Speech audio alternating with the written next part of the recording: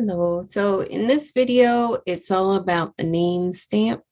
I'm going to start off introducing you to the Marks project, and then I'll show carving a name stamp because one of the tricky things is it's going to get stamped in reverse because it is whatever you do this direction will be stamped, and it will be the mirror image that you're going to see.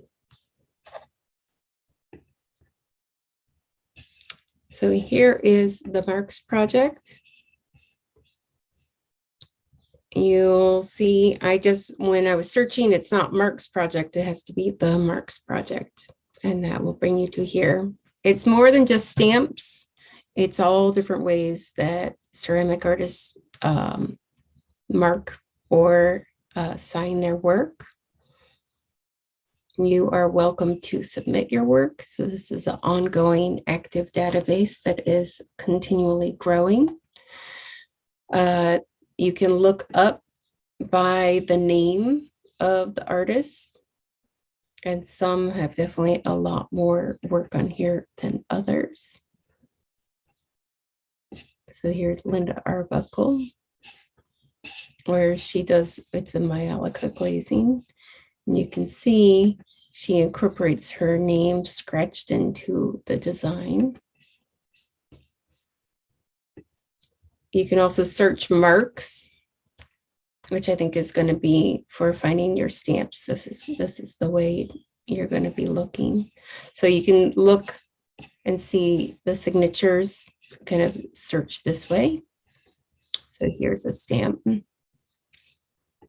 And oftentimes ceramic artists combine their signature first, last, or first, middle, and last into a shape.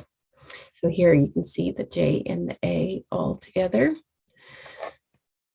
But sometimes it is more of a symbol.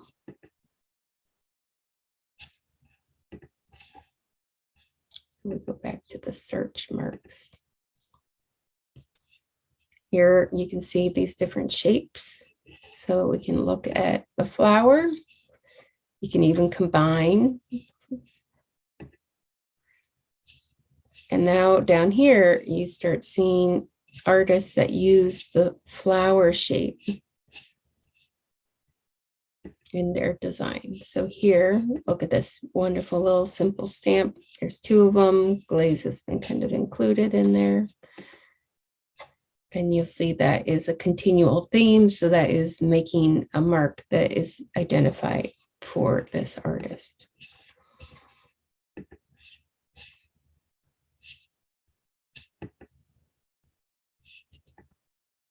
So here's, oh, that's really sweet. It's like a little pot with the letter first initial, or maybe it's the last.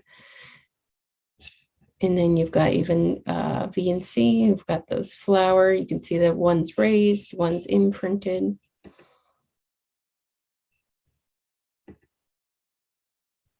So these are using all different ways of sign because these are just scratched in, stamped, and written. That's brushed on.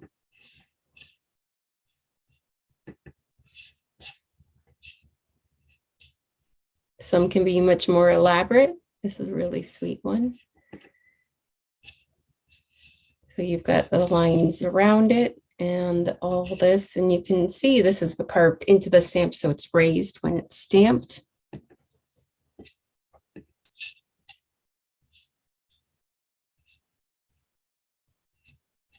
Versus these. Where did I see that one?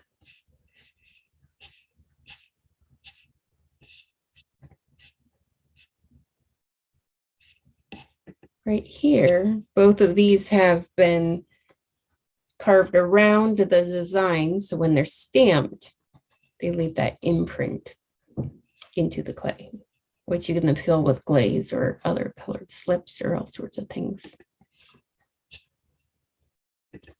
So this is a wonderful resource. And even just looking at these, it could also help.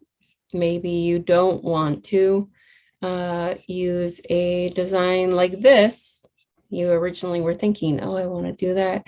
Well, maybe you'll have to like make it a little different so it's not the same as another artist. So you've got a double stamp there in the bottom of this one. Okay, so you want to now design a name stamp. The start I would suggest is sketching some ideas out. So, for example,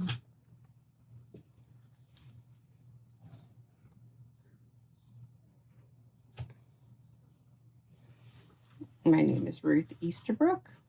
So we've got an R and an E. So early on, my first one I took my R and the capital E on the back, and you can kind of combine it with your letters like that.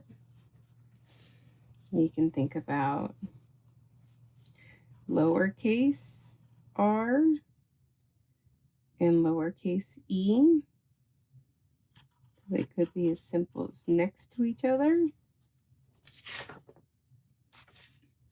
or they could be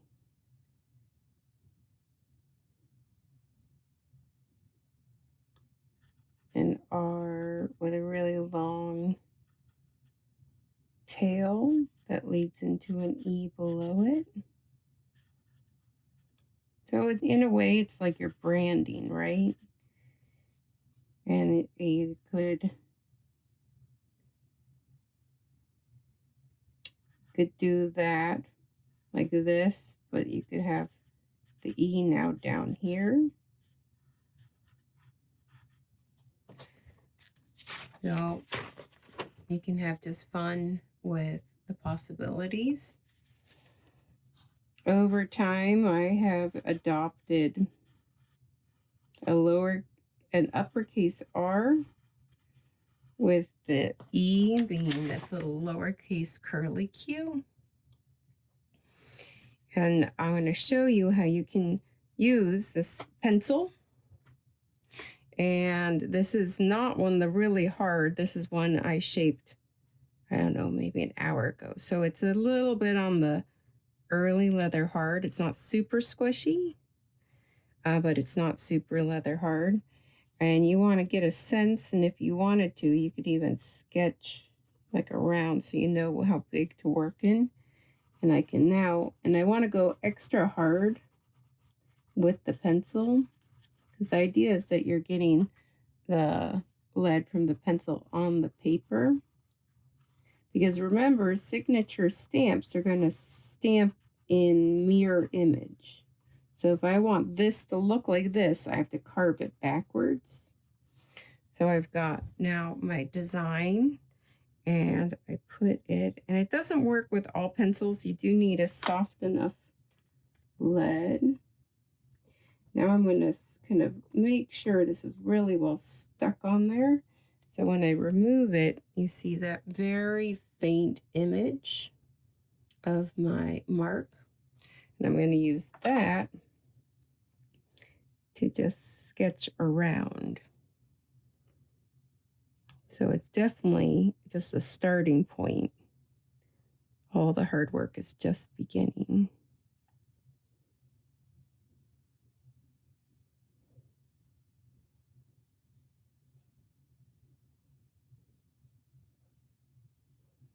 But it really helps with trying to think of your design in reverse.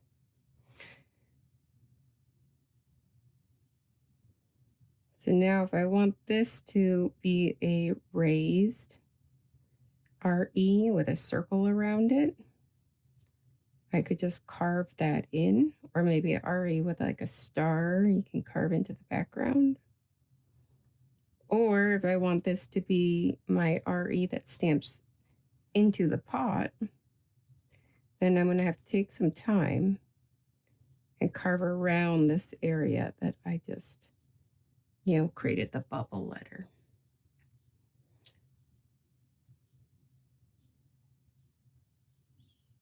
So I'm going to do the carving around because I just think it will be helpful for you to see.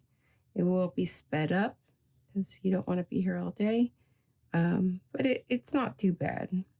The important thing is that you kind of clearly define where you're not carving and make it a little bigger than you do want in the end, because it will probably, shrink a little bit.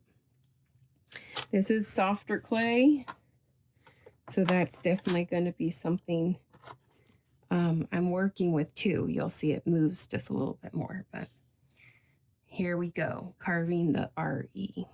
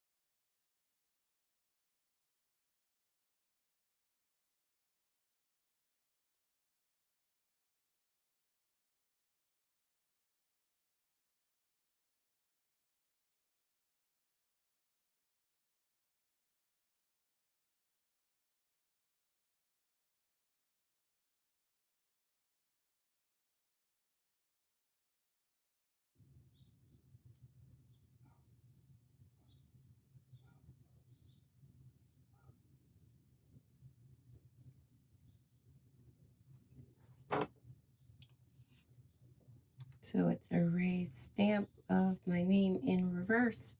So now I will let that dry, and then I'll biscuit, and then I'll have a name signature.